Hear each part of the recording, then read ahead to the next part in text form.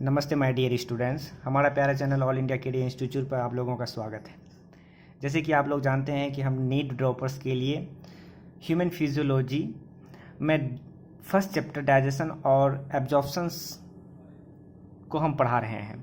इसमें से आपका 5 लेक्चर हम लोग कर चुके हैं और ये छठा लेक्चर हम लोग करने जा रहे हैं। 5वें यानी लास्ट लेक्चर में हम लोगों ने स्मॉल इंटेस्टाइन की छुटी हुई बातें पढ़ा था और साथ ही साथ लार्ज इंटेस्टाइन को हमने कंप्लीट किया था।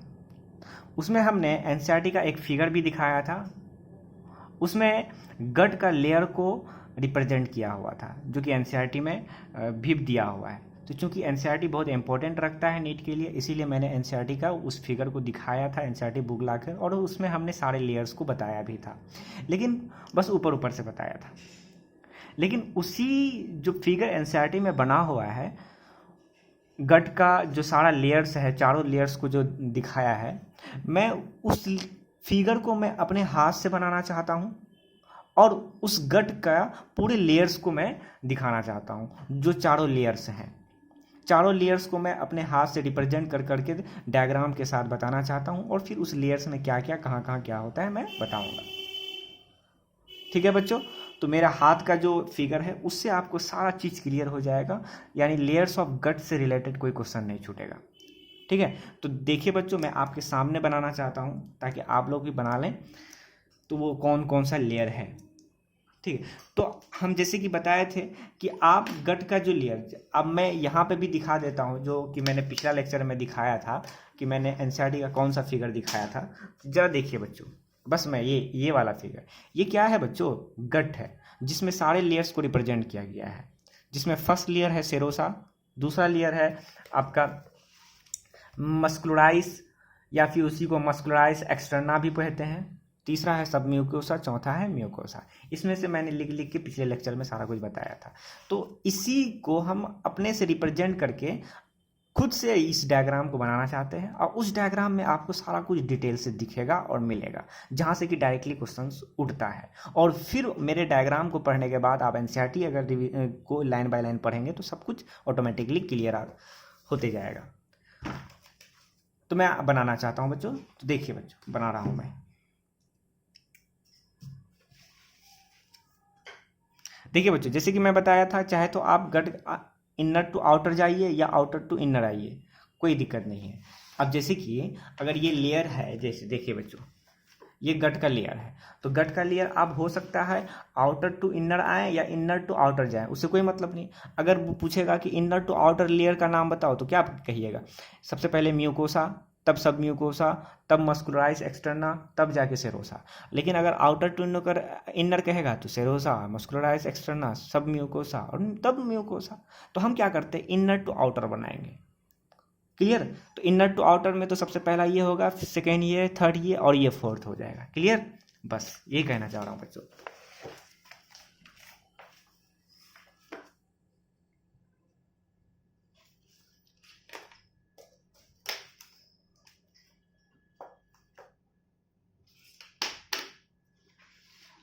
तो देखिए बच्चों, मैं बना रहा हूं।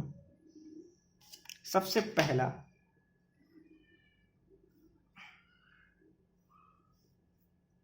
मैं बनाऊंगा बच्चों, थोड़ा दिक्कत होगा पर अगर समझ में आ गया तो बहुत अच्छी बात है। आएगा ही आएगा समझ में, क्योंकि मैं उस लेवल का समझाऊंगा ही।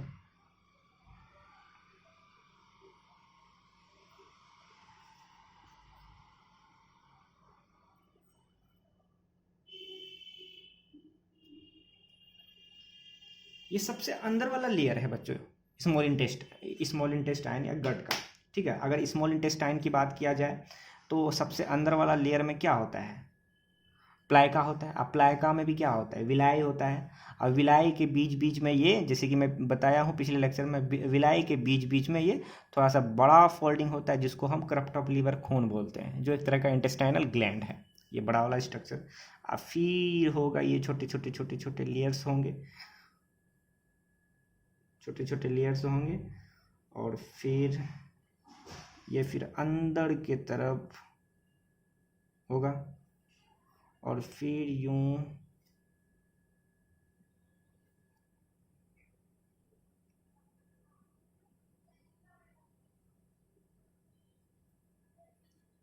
फिर इधर की तरफ फोल्डिंग होगा, फिर यूँ ऐसे ही बहुत सारा विलाई होगा, फिर ये अंदर की तरफ उभाड़ होगा और फिर ऐसे छोटे छोटे छोटे छोटे विलाई होंगे।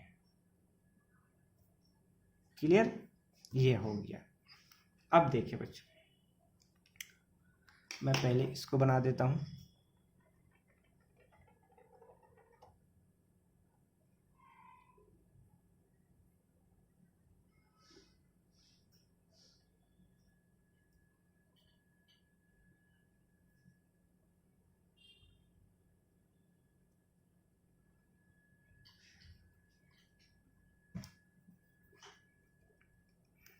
बच्चों जो इंतज़ार नहीं कर सकते हैं डायग्राम बनने का, क्योंकि जो देखना चाहते हैं वो देख लें कैसे कैसे बन रहा है। अगर नहीं देखना चाहते हैं तो स्किप करके आगे बढ़ा लें और डायरेक्ट डायग्राम से देख लें। जब मैं समझाऊं तो बस उसी टाइप का देख लीजिए, लेकिन स्किप कर सकते हैं डायग्राम बनने तक का। लेकिन स्किप करने से भी कोई फ़ायदा है नहीं। अगर सारी चीज़ को डिटेल से अच्छे से देखें तो अच्छी बात है आप लोगों के लिए।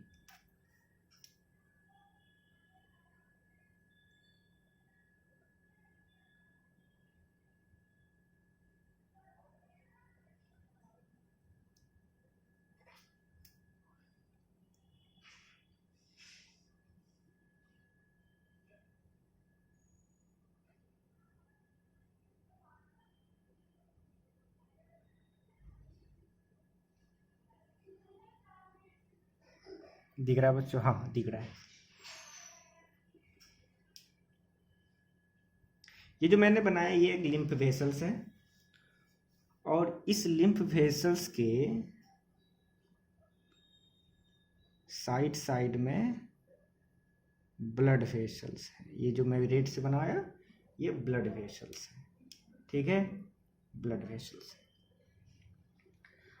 और यहाँ पे देखिए बच्चों, ये जो है ये क्या है बच्चों? ये एपिथेलियम है और ये जो अंदर वाला दिख रहा है पार्ट जो है बच्चों, ये जो अंदर वाला पार्ट है इसको हम बोलते हैं लेमिना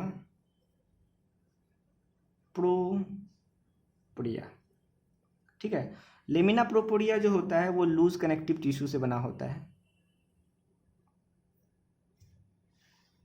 लूज कनेक्टिव टिश्यू से बना होता है, ठीक है। और इस लूज कनेक्टिव टिश्यू में बच्चों आपको सबसे पहले तो माल्ट मिलेगा। माल्ट मतलब होता है mucosa associated lymphoid tissue. Malt मतलब म्यूकोसा एसोसिएटेड लिम्फोइड टिश्यू, ये मिलेगा बच्चों। और माल्ट के साथ साथ blood vessels and lymph vessels मिलेगा। क्लियर? लेमिना प्रोपोरिया। और ये जो रेड पेन से जो मैंने बनाया है ये बच्चों इसको बोलते हैं हम मस्कुलराइज म्यूकोसा। मस्कुलराइज एक्सटर्ना और मस्कुलराइज म्यूकोसा में फर्क है बच्चों, ठीक है। तो इसको बोलते हैं हम मस्कुलराइज म्यूकोसा। और इसकी बात किया जाए बच्चों तो कहा जाता है ये स्मूथ मसल से बना होता है, ठीक है। तो क्या हो गया? एपिथेलियम, लेमिना प्रोपोरिया और मस्कुलराइज म्यूकोसा, ये तीनों मिलाकर हम बोलते हैं mucosa. This is the first internal layer of gut. Clear? ये पहला लेयर हुआ। अगर अंदर से जाए तो ये अंदर का सबसे पहला लेयर म्यूकोसा।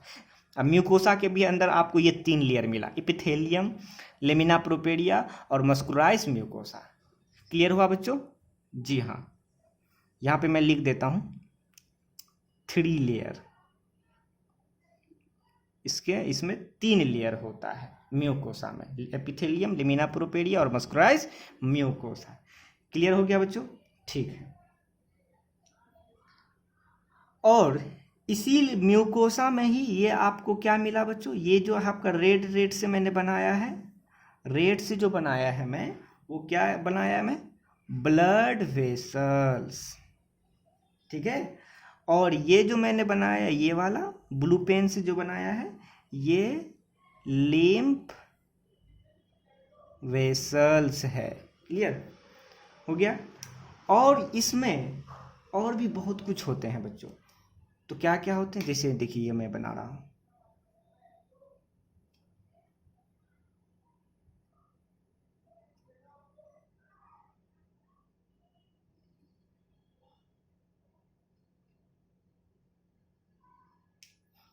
ये जो है बच्चों, ये क्या है, ये यही है माल्ट, इसीलिए मैंने लिखा है। ये देखिए बच्चों, ये तो हो गया आपका पूरे के पूरे लेमिना प्रोपेरिया, है ना, लेमिना प्रोपेरिया। और लेमिना प्रोपेरिया में क्या होता है, ब्लड वेसल्स होता है जो कि मैंने दर्शा दिया, लिम्फ वेसल होता है जो कि मैंने यहाँ पे दर्शा दिया। तो कहाँ है, लेमिना प्रोपेरिया में ही है ना। और साथ ही साथ जो ये गोल गोल मैंने बनाया एडिकुलर स्ट्रक्चर, ये माल्ट है बच्चों, MALT, जिसका फुल फॉर्म होता है म्यूकोसा एसोसिएटेड लिम्फोइड टिश्यू, ठीक है। ये भी पाया जाता है इसमें। और साथ ही साथ ये जो इपिथेलियम वाला पार्ट देख रहे हैं, तो इपिथेलियम वाला पार्ट में तो ये जो है बच्चों, ये वाला, ये क्या है, ये विलाय है, ठीक है, विलाय है। और उसमें से ये जो कुछ कुछ उभार टाइप का दिख रहा है, जो बड़ा वाला फोल्डिंग है, जो बड़ा वाला फोल्डिंग है बच्चों, ये जो बड़ा वाला फोल्डिंग है, यहाँ पे मैं दिखा रहा हूँ, बड़ा वाला जो फोल्डिंग है वो क्या है बच्चों, क्रप्ट ऑफ लीवर खून, ठीक है, जो एक तरह का इंटेस्टाइनल ग्लैंड है। और जैसे कि मैंने पिछले लेक्चर में बताया था, क्रप्ट ऑफ लीवर खून में ये छोटे छोटे छोटे छोटे सेल्स भी प्रेजेंट होते हैं, जहाँ से सिक्रेशन होता है, और सिक्रेशन होके सब यहाँ पे जमा होता है, और फिर ये ल्यूमेन, ये अंदर में जो खाली जगह वहाँ पे सिक्रेट करता है। ये छोटे छोटे सेल्स होते हैं। क्लियर हुआ बच्चों, उम्मीद करते हैं यहाँ तक आप लोग समझ गए होंगे। हाँ समझ गए। उसी तरह यहाँ भी होता है, सारे सारे क्रप्ट ऑफ लीवर खून में ये प्रेजेंट होता है, ठीक है। अब ये हो गया फर्स्ट लेयर। उसके बाद और एक लेयर होता है बच्चों, और एक लेयर होता है, तो जरा देखिए, और एक जो लेयर है उसको क्या बोलते हैं,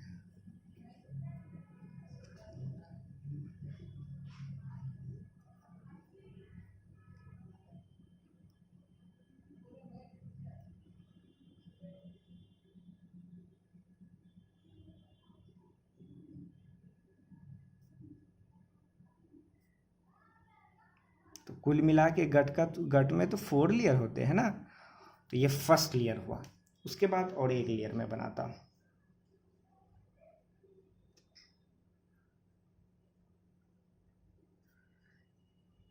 ये हो गया आपका सर्कुलर मसल्स।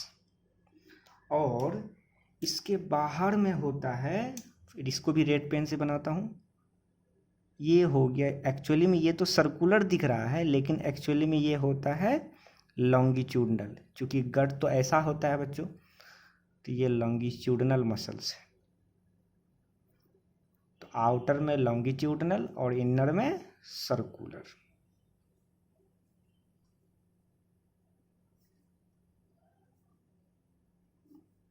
बच्चों टाइम लगेगा, पर अच्छे से सारा कॉन्सेप्ट समझ में आ जाएगा।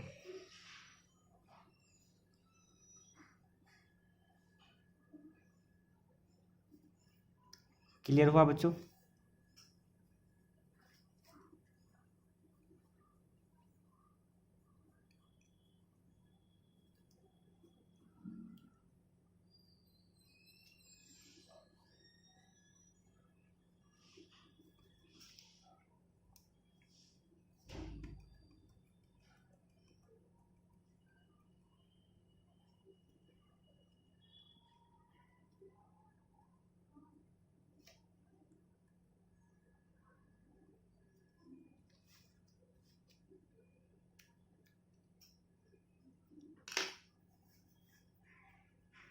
देख रहे हैं बच्चों। अब यहाँ पे देखिए बच्चों, ये वाला जो लेयर आपको दिख रहा है, इसी लेयर को हम कहते हैं सब म्यूकोसा। जो सेकेंड लेयर हुआ पूरे गट का, हम इनर टू आउटर जा रहे हैं। तो फर्स्ट ये हो गया आपका सब म्यूकोसा। सब म्यूकोसा की अगर बात किया जाए बच्चों, सब म्यूकोसा की अगर बात किया जाए तो सब म्यूकोसा लूज कनेक्टिव टिश्यू से बना होता है, लूज कनेक्टिव टिश्यू से बना होता है।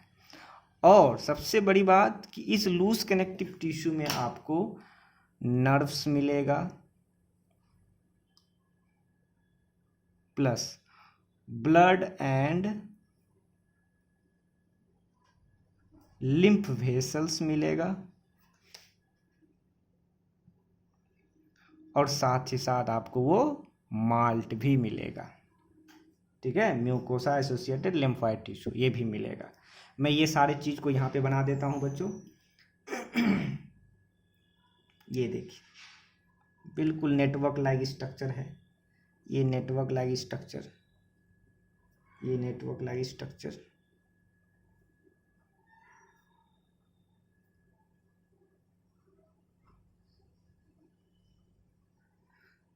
तो ये जो नेटवर्क लाइक स्ट्रक्चर है बच्चों, इसी नेटवर्क लाइक स्ट्रक्चर को हम कहते हैं, इसी नेटवर्क लाइक स्ट्रक्चर को हम कहते हैं मैसनर्स प्लेक्सस। ये एक नर्व्स है, नेटवर्क्स ऑफ नर्व्स है, जिसको हम मैसनर्स प्लेक्सस बोलते हैं, जो सब म्यूकोसा में प्रेजेंट होता है। ठीक है, जो सब म्यूकोसा में प्रेजेंट होता है। क्लियर हो गया। अब यहां पे देखिए बच्चों, ये इस वाले में देखिए, इस वाले में ये जो बाहर में है और ये अंदर में है। बाहर में जो है, जो बाहर वाला है वो तो लॉन्गिट्यूडनल मसल्स है, यानी लॉन्गिट्यूडनल है, और जो अंदर है उसको बोलेंगे इनर, वो सर्कुलर है। ये दोनों मिलाकर एक लेयर कहलाएगा, दोनों मिलाकर एक लेयर कहलाएगा, जिसका नाम होता है, मैं रेड पेन से यहां पे बना देता हूं, इसी को हम बोलते हैं muscularis externa, muscularis externa. This is third layer. तो ये हो गया दोनों मिला के। क्लियर हो गया। ठीक है, इसके बाहर भी और एक लेयर होता है, उसको भी मैं बना देता हूं बच्चों। यहां पे तो नहीं बनेगा, लेकिन फिर भी कोशिश करता हूं, मुझे थोड़ा और बड़ा जगह लेना चाहिए था।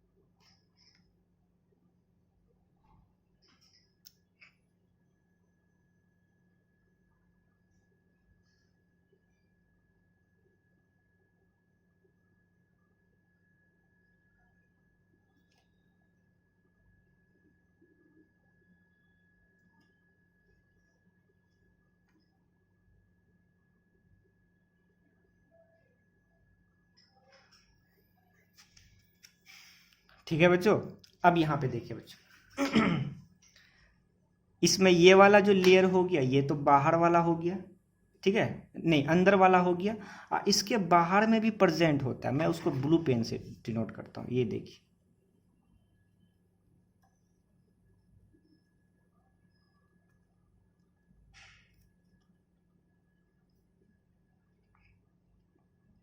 मैं डॉटेड से डिनोट किया हूं।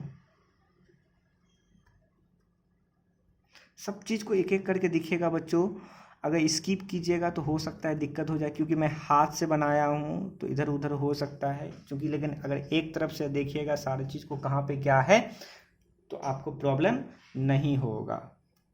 ठीक है, तो अब यहाँ पे भी देखिए, यहाँ पे आपको हो गया, मिल गया आपको ये बाहर वाला लेयर, मैं यहाँ पे बनाया हूं, ये हो गया आपका बाहर वाला लेयर, दिस इज आउटर, और ये जो हो गया, ये हो गया आपका अंदर वाला, दिस इज इनर। ठीक है। तो आउटर में देखा जाए तो आउटर जो होता है वो एरियोलर कनेक्टिव टिश्यू से बना होता है। आउटर वाला लेयर वो एरियोलर कनेक्टिव टिश्यू से बना होता है, और जो इनर वाला होता है वो मीजोथेलियम से बना होता है, और इसी दोनों लेयर को मिलाकर हम सेरोसा कहते हैं। तो serosa is the fourth layer, चौथा layer, fourth layer of gut, serosa सबसे बाहर का। तो चूंकि अंदर से बाहर गए हैं इसी वजह से चौथा ये हुआ, तीसरा ये हुआ, दूसरा ये, और तीसरा म्यूकोसा हुआ। ठीक है बच्चों। हाँ, अब यहाँ पे एक चीज आता है, कहा जाता है कि ये जो है, ये वाला जो लेयर है जिसको हमने मस्कुलराइज एक्सटर्ना बोला, जिसमें आउटर इनर दोनों होता है, उसमें बच्चों उसमें भी नेटवर्क लाइक नर्व्स होता है। ये देखिए, ये देखिए, मैं ब्लू पेन से बना रहा हूँ, उसमें भी नेटवर्क लाइक नर्व्स होता है। तो ये जो नेटवर्क लाइक नर्व्स है जो कि मस्कुलराइज एक्सटर्ना में प्रेजेंट, हाँ, मस्कुलराइज एक्सटर्ना में प्रेजेंट है। तो मस्कुलराइज एक्सटर्ना में जो प्रेजेंट होता है जो नर्व्स, नेटवर्क्स ऑफ नर्व्स, उसको हम बोलते हैं ऑर्बैच प्लेक्सस। तो जो सब म्यूकोसा में होगा उसको हम बोलेंगे मेसनर्स प्लेक्सस, और जो मस्कुलराइज एक्सटर्ना में होगा जो नेटवर्क ऑफ नर्व्स, उसको हम बोलेंगे ऑर्बैक प्लेक्सस। तो यानी ये पीछे, ये आगे। तो यहाँ और बैच नहीं पढ़ के बैक भी पढ़ सकते हैं। तो जहाँ बैक आ गया वहाँ समझ जाइए वो पीछे है। तो पीछे कौन होता है? मस्कुलराइज एक्सटर्ना। और आगे कौन होता है? सब म्यूकोसा। तो सब म्यूकोसा में हो गया मेसनर्स प्लेक्सस। ये दोनों क्या है बच्चों? ये बोथ आर नेटवर्क,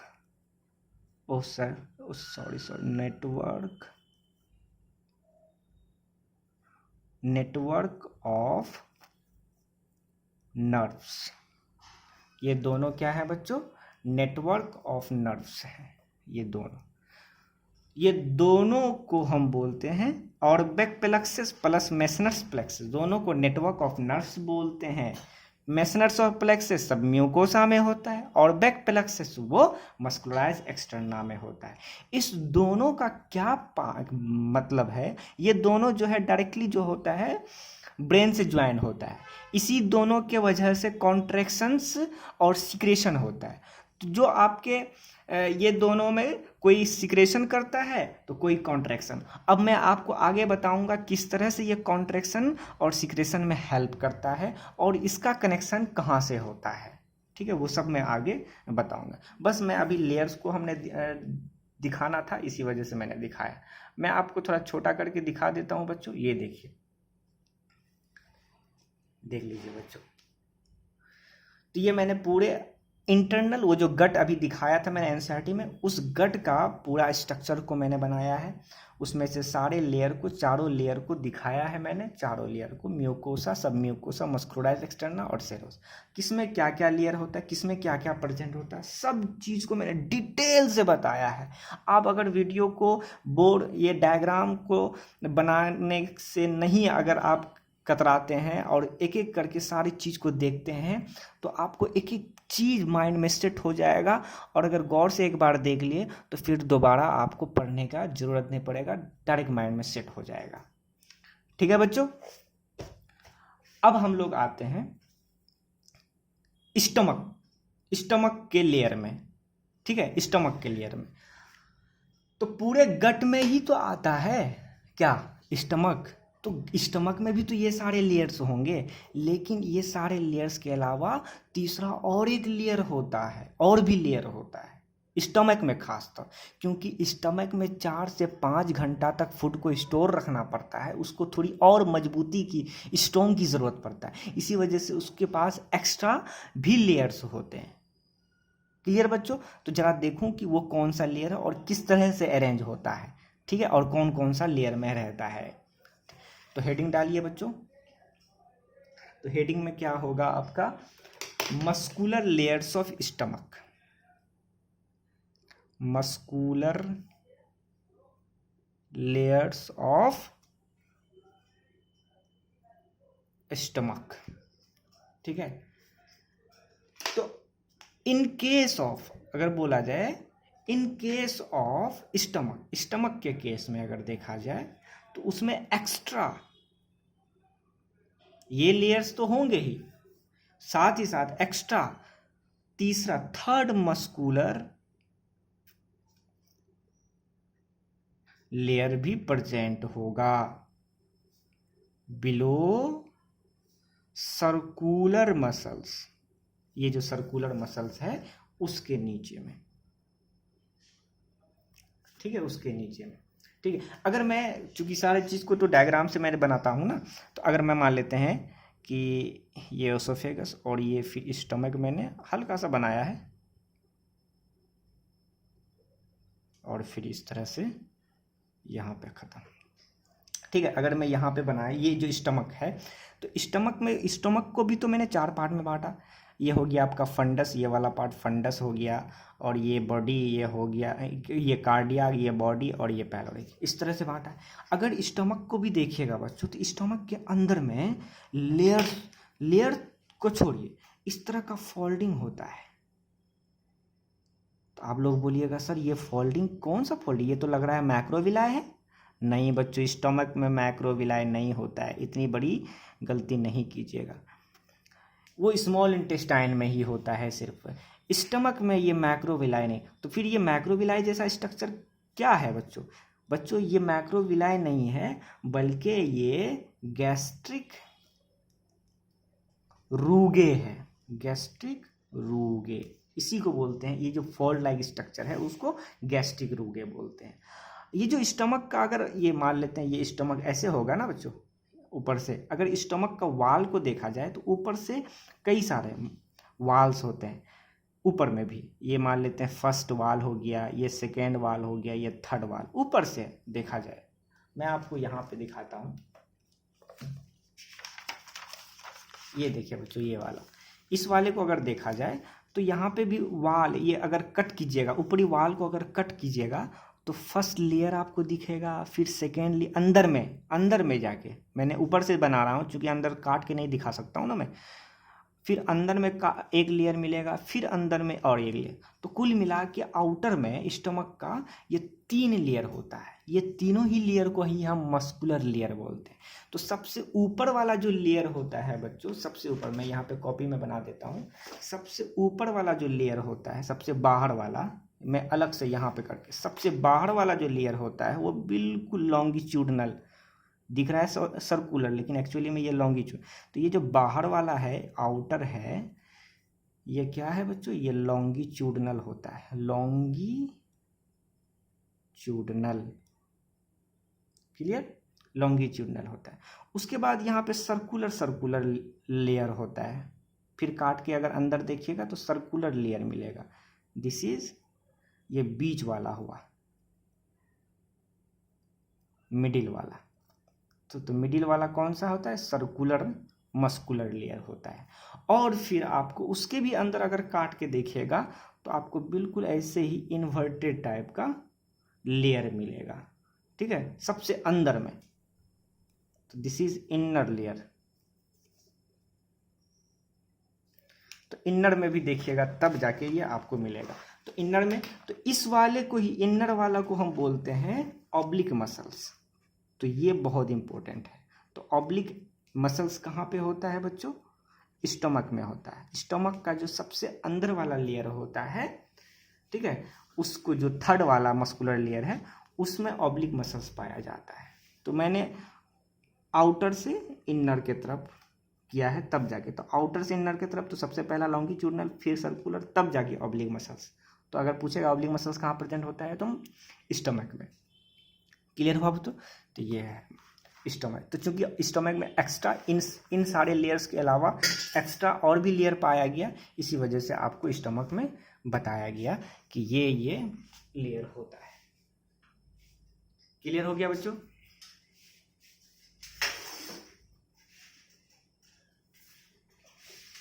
अब हम लोग जाते हैं बच्चों, अगर आप स्मॉल इंटेस्टाइन का स्ट्रक्चर को देखिएगा बच्चों, तो अंदर में बिल्कुल ये वाला स्ट्रक्चर देखिए। चूंकि एनसीईआरटी बहुत ज़रूरी है, इसीलिए मैं आपको बताना चाहता हूँ एनसीईआरटी। ये देखिए बच्चों, ठीक है।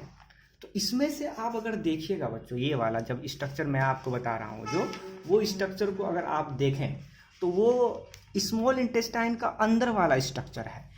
इस स्ट्रक्चर में जो ये आपको दिख रहा है बच्चों, ये विलाई है। ये क्या है बच्चों? ये विलाई है, ठीक है। इसमें जो आपको यहाँ पे ये जो आप छोटा छोटा फोल्डिंग लाइक स्ट्रक्चर दिख रहा है विलाई के अंदर भी, तो ये है मैक्रोविलाई। ये है मैक्रोविलाई। क्लियर बच्चों? ये अंदर में भी जो है वो मैक्रोविलाई, और ये जो है वो विलाई है। उसमें अंदर ये देखिए लैक्टियल दिख रहा है बच्चों। तो लैक्टियल एक तरह का लिम्फ वेसल्स है। बहुत इंपॉर्टेंट बात है, यहाँ से क्वेश्चन उठेगा। This is lacteal is a lymph vessels, ठीक है, जो कि एब्जॉर्ब करता है फैट सॉल्युबल फूड। वह फूड जिसमें फैट होगा, फैट घुला होगा, उसको एब्जॉर्ब करने के लिए ये लैक्टियल होता है। बहुत इंपॉर्टेंट बात बताया मैंने बच्चों। और ये जो कैपिलरीज है, this is network of capillaries. देख रहे हैं बहुत सारा जाल है, नेटवर्क। इसका काम होता है एब्जॉर्ब वाटर। दिख रहा है बच्चों, ये वाटर मैंने लिखा, वाटर सॉल्युबल फूड। क्लियर बच्चों? मैंने यहाँ पे बता दिया। वाटर सॉल्युबल फूड को एब्जॉर्ब करने में ये नेटवर्क ऑफ कैपिलरीज यानी कैपिलरीज हेल्प करता है। और ये आर्टरी है, ये विलाई, ये सब जो है विलाई का एक सेक्शन है। दिस यहाँ पे देखिए नीचे लिखा a section of small intestinal mucosa showing villi. सबसे अंदर वाला लेयर तो म्यूकोसा ही होता है। उसी म्यूकोसा के अंदर में क्या ये विलाइज होता है, फोल्डिंग लाइक स्ट्रक्चर होता है। तो उसी फोल्डिंग लाइक स्ट्रक्चर, चूंकि एनसीईआरटी में था तो मैं बता दिया। तो सर ये जो है फोल्डिंग लाइक स्ट्रक्चर, ये विलाई है, फिर उसमें भी फोल्डिंग होगा, उसको मैक्रोविलाई। ये लैक्टियल होता है जो लिम्फ वेसल्स है एक तरह का, जो फैट सॉल्युबल फूड को एब्जॉर्ब करने में हेल्प करता है। कैपिलरीज जो नेटवर्क ऑफ कैपिलरीज प्रेजेंट है वो वाटर सॉल्युबल फूड को एब्जॉर्ब करने में हेल्प करता है। और आर्टरी जो कि ऑक्सीजनेटेड ब्लड को लाने में हेल्प करता है। और ये देखिए बच्चों, ये crypt of Lieberkuhn, this is a crypt of Lieberkuhn, जो एक तरह का इंटेस्टाइनल ग्लैंड है। क्लियर बच्चों? और ये वेन जो कि डीऑक्सीजनेटेड ब्लड को ले जाने में हेल्प करता है, ये जो वेन है। तो हम उम्मीद करते हैं बच्चों इस चीज को आप अच्छे से समझ गए होंगे। ठीक है बच्चों, मैं इसको हटा देता हूं।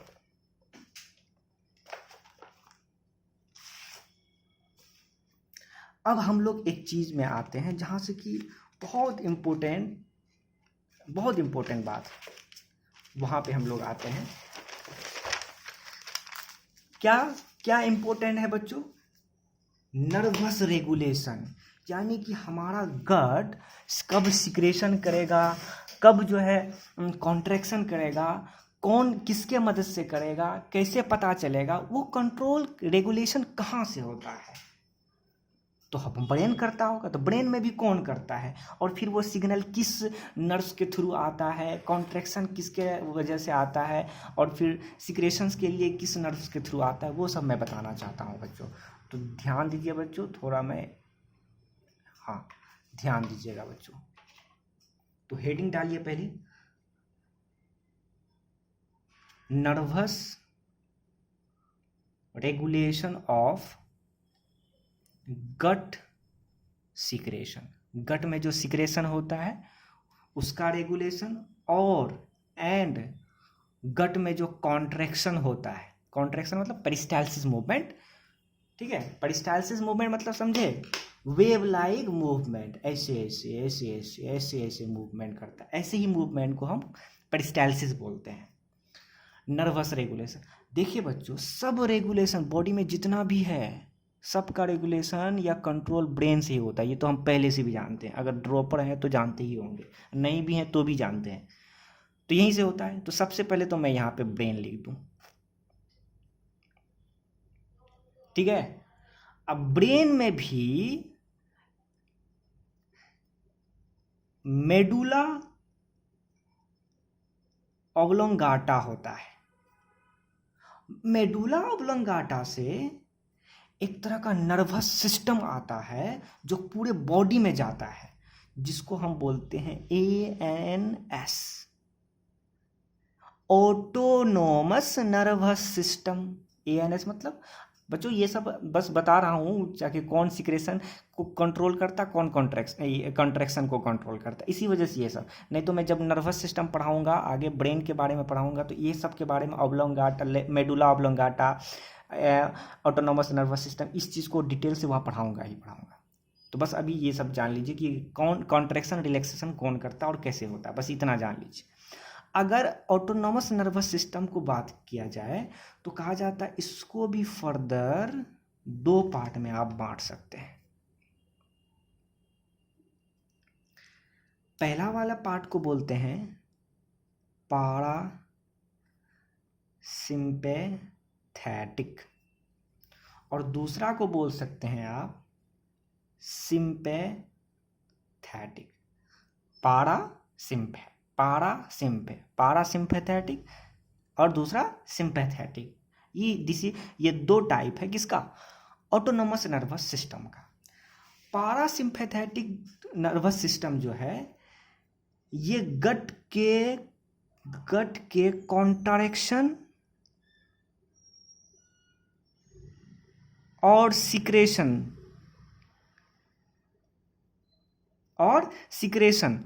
को इंक्रीज करता है बच्चों। गट के कॉन्ट्रैक्शन और सिक्रेशन को क्या करता है? ये ऊपर का लाइन देख रहे हैं तो इसका मतलब, ऊपर का एरो मतलब ये गट के कॉन्ट्रैक्शन सिक्रेशन को इंक्रीज करता है। कब करता है? जब आपका बॉडी रिलैक्स में रहेगा। बहुत इंपॉर्टेंट बात, पारासिम्पैथेटिक नर्वस सिस्टम एक्टिव तभी होता है जब रिलैक्स मूड में आप रहेंगे, और जब रिलैक्स मूड में रहेंगे तो पारासिम्पैथेटिक क्या होगा? एक्टिव होगा, और ये एक्टिव होगा तो आपके गट में कॉन्ट्रैक्शन और सिक्रेशन बढ़ जाएगा। ठीक है। और वहीं पे सिंपैथेटिक की बात किया जाए तो कहा जाता है ये हेल्प करता है आपके गट कॉन्ट्रैक्शन एंड सिक्रेशन को घटाता है। ये वाला नर्वस सिस्टम ये नीचे तरफ एरो मतलब डिक्रीज कर रहा है। कब डिक्रीज करता है? जब आपका बॉडी में हलचल मच जाएगा। और हलचल कब मचता है? जब इमरजेंसी आता है। इमरजेंसी मतलब मान लेते हैं कि आपके सामने अचानक शेर आ गया, आपके पैर के पास अचानक सांप आ गया, तो उस वक्त आप हलचल पूरे बॉडी में हो जाता है। यानी इमरजेंसी के वक्त सिंपैथेटिक नर्वस सिस्टम एक्टिव हो जाता है, और जब ये एक्टिव होता है तो गट के कॉन्ट्रैक्शन सिक्रेशन में घटाव हो जाता है, डिक्रीज हो जाता है। यानी वहाँ पे किसी भी तरह का कोई एंजाइम्स, हार्मोन्स या कोई भी तरह का जूस का किसी भी तरह का कोई सिक्रेशन नहीं होगा। यहाँ तक कि आपका मूवमेंट भी रुक जाएगा। पेरिस्टाल्सिस मूवमेंट अगर हो रहा है, फूड का आना जाना हो रहा है, वो भी रुक जाएगा जब ये एक्टिव होगा। तो ये कब एक्टिव होता है? इमरजेंसी के वक्त होता है। मान लेते हैं आपके सामने अचानक शेर आ गया तब। ठीक है। ये सिंपैथेटिक नर्वस सिस्टम ये डायरेक्टली कनेक्ट होता है स्पाइनल कोड से। ठीक है। लेकिन अगर पारासिम्पैथेटिक की बात किया जाए तो वो डायरेक्टली कनेक्ट होता है वेगस नर्व से। वेगस नर्व मतलब एक तरह का क्रेनियल नर्व है। इतना तो पता ही होगा बच्चों, ये क्रेनियल स्पाइनल कोड अगर ड्रॉपर्स हैं तो क्रेनियल, और नहीं भी पता है तो मैं आपको आगे जो चैप्टर में पढ़ाऊंगा नर्वस सिस्टम वाला, वहाँ पे आपको ये सबको पढ़ना ही होगा।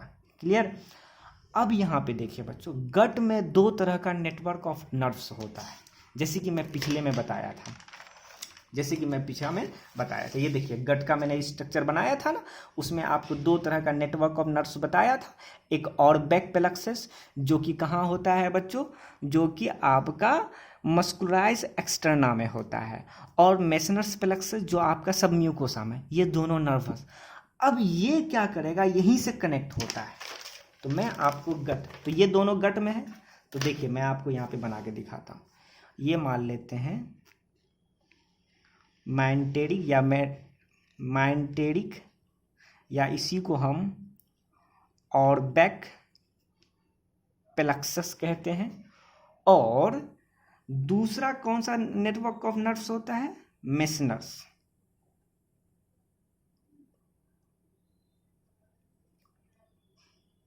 प्लेक्सस।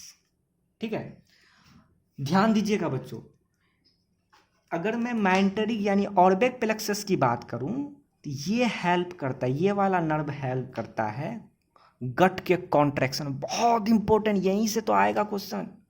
मेंटरिक या ऑर्बैक प्लेक्सस वो हेल्प करता है गट के कंट्रैक्शन। कॉन्ट्रैक्शन मतलब मैं यहाँ पे लिख देता हूँ पेरिस्टालसिस मूवमेंट में हेल्प करता है। लेकिन मेसनर्स प्लेक्सस की बात करें तो गट में जितना भी सिक्रेशन होता है उसमें हेल्प करता है मेसनर्स। अब होता है खेल, देखिए कहाँ से। ब्रेन है, ब्रेन ने मेडुला ऑब्लोंगाटा के हिसाब से, वो मेडुला ऑब्लोंगाटा को क्या कहा कि तुम जो है पारासिम्पैथिक यानी कि इसके थ्रू जो है मैसेज दो। तो ऑटोनोमस नर्वस सिस्टम के थ्रू सिग्नल आया और पारासिम्पैथेटिक होते हुए पारासिम्पैथेटिक ने क्या किया, इसका सिग्नल मेंटरिक में गया और मेंटरिक यानी ऑर्बैक प्लेक्सस में गया और साथ ही साथ बच्चों मेसनस प्लेक्सस का पास भी गया। इसका पारासिम्पैथेटिक का जैसे ही ये दोनों के पास गया तो हुआ क्या बच्चों, सिक्रेशन और कॉन्ट्रैक्शन दोनों होने लगा, क्योंकि इसका काम गट में सिक्रेशन और कॉन्ट्रैक्शन को बढ़ाना होता है। तो सिक्रेशन और कॉन्ट्रैक्शन काफ़ी अच्छा कब चल रहा है, जब आप रिलैक्स में हो, पार्टी कर रहे हैं, सामने में बहुत लजीज खाना आपके सामने में रखा हुआ है और आप उसको देख रहे हैं, उसका सुगंध ले रहे हैं, आपका सलीवा निकल रहा है, अंदर में पेट में जो है म्यूकस निकल रहा है, सारा तरह का एंजाइम्स निकल रहा है, सब चीज़ माइंड में एकदम सेटअप है कि अब खाना है, अब जाएगा, अब सलीवा निकलेगा, सलीवा के अंदर में जो एंजाइम्स है सब कुछ निकलेगा। यानी हर चीज़ आपके बॉडी में, खाने के लिए जो भी चीज़ आपके बॉडी में, सब कुछ एक्टिव हो गया। कौन एक्टिव किया? पारासिम्पैथेटिक। कब? जब आप रिलैक्स में हो और आपके सामने खाना है और पार्टी चल रही है, उस वक्त पारासिम्पैथेटिक एक्टिव हो गया और एक्टिव हो गया तो सारा कुछ होने लगा, पेरिस्टालसिस होने लगा, कंट्रैक्शन हो रहा, आप खाना खा रहे हैं, खाना अंदर जा रहा है, मूवमेंट हो रहा है, साथ ही साथ सिक्रेशन भी हो रहा है, सलीवा निकल रहा है, हर अलग अलग तरह का जूस निकल रहा है। जब इसके थ्रू सिग्नल आया तब ना, इसका मतलब ये एक्टिवेशन करने में काम किया आपके कंट्रैक्शन सिक्रेशन को। इसी वजह से यहाँ पे लिख देता हूँ पॉजिटिव मतलब एक्टिव कर दिया, किया। लेकिन अचानक पार्टी चल रही है आपकी, आप खाना खा रहे हैं, अचानक जो है आपके सामने सांप आ गया, सांप आके यूं फेन लगा के खड़ा हो गया, तो आप क्या कीजिएगा बच्चों? खाना खाइएगा? नहीं, आप क्या कीजिएगा, प्लेट को वहीं पे छोड़िएगा या प्लेट को पटकिएगा, खाना इधर उधर फेंकिएगा और वहां से चलते हुए भागिएगा वहां से। क्यों? आपका खाने का मन नहीं कर रहा है इसीलिए? नहीं बच्चों, वो सांप आ गया इसी वजह से, और उस सांप के आने के वजह से आपका ब्रेन जो है तुरंत सिग्नल दिया मेडुला ऑब्लोंगाटा, और अब मेडुला ऑब्लोंगाटा एएनएस यानी ऑटोनोमस नर्वस सिस्टम के थ्रू जो है ये सिग्नल दिया किसको? सिंपैथेटिक नर्वस सिस्टम को। और ये सिंपैथेटिक नर्वस सिस्टम के द्वारा ये क्या किया, यहाँ से सिग्नल ले गया ऑर्बैक प्लेक्सस के पास और साथ ही साथ मेसनस प्लेक्सस के पास, और जैसे ही सिग्नल यहाँ पे ले गया और कहा कि अरे इमरजेंसी लागू करो, इमरजेंसी लागू करो मतलब कॉन्ट्रैक्शन और सिक्रेशन को रोको। ओह सॉरी बच्चों, सॉरी हाँ, कॉन्ट्रैक्शन सिक्रेशन को रोको। और जैसे ही कॉन्ट्रैक्शन सिक्रेशन रुकता है आपका भूख प्यास सब मिट जाता है। क्यों मिट जाता है? क्योंकि अब आपका बॉडी उस कॉन्ट्रैक्शन नहीं कर पा रहा है, ना ही सिक्रेशन कर रहा है, तो आपको भूख लगेगी नहीं। देखिएगा ऐसा केस में भूख प्यास हो सब, उसको बोलेगा, सांप जाने के बाद बोलेगा चलो खाते हैं, नहीं खाएंगे, भूख खत्म हो गया। क्यों खत्म हो गया? क्योंकि हर चीज ब्लॉक हो गया, क्योंकि वहां पे इमरजेंसी लागू हो गया था। इमरजेंसी कहां से लागू होता है? इस सिंपैथेटिक जो स्पाइनल कोड से डायरेक्टली, यानी कि ये डीएक्टिवेशन में काम करता है। मैनस मतलब डीएक्टिवेट। तो सिंपैथेटिक नर्वस सिस्टम सिक्रेशन और कॉन्ट्रैक्शन को क्या करता है, डीएक्टिवेट करता है, इसको निकलने से रोकता है। क्लियर हुआ? तो इस तरह से कॉन्ट्रैक्शन सिक्रेशन कंट्रोल होता है पारासिम्पैथेटिक नर्वस सिस्टम और सिंपैथिक नर्वस सिस्टम के द्वारा। सिंपैथेटिक जो स्पाइनल कोड से निकलता है और ये क्रेनियल नर्व से निकलता है। एक्चुअली में ये क्रेनियो स्पाइनल नर्व बोलते हैं, क्योंकि ये दोनों जगह से निकलता है, लेकिन ज़्यादा से ज़्यादा वहीं से क्रेनियल से निकलता है, इसीलिए मैंने क्रेनियल नर्व्स लिख दिया है। और वो क्रेनियल नर्व्स को हम बोलते हैं वेगस। ठीक है, क्लियर हो गया बच्चों? तो इस तरह से कंट्रोल पेरिस्टाल्सिस यानी कॉन्ट्रैक्शन और सिक्रेशन का होता रहता है आपके गट के अंदर।